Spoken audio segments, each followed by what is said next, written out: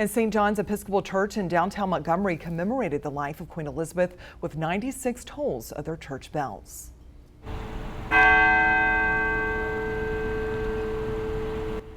The church decided to mark this day with 96 tolls of the bells, one for each year of her life. They were hoping as people drove and walked past their church and on TV that they will be moved to pray not just for Queen Elizabeth, the royal family, and for the new King Charles, but for all of God's people throughout the world. She was a great friend to regular people. I remember when I lived and ministered in England, the royal family would make visits to regular people, to normal charitable events, to open community centres and charitable facilities. And she did all of this with such grace. She held the country together, I think, in times of great stress. And the National Cathedral in Washington, D.C. has been chiming its bells also.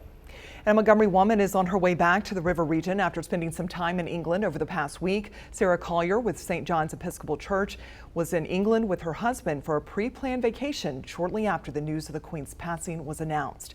We caught up with Collier over the weekend, and she talks about the mood of the country leading up to the Queen's funeral.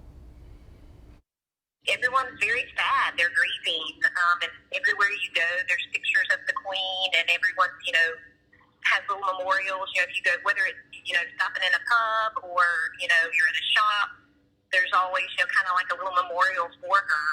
And everyone seems to be very sad at the loss of her. And Collier said that this was her first time visiting England and said it was definitely a time in history she will never forget.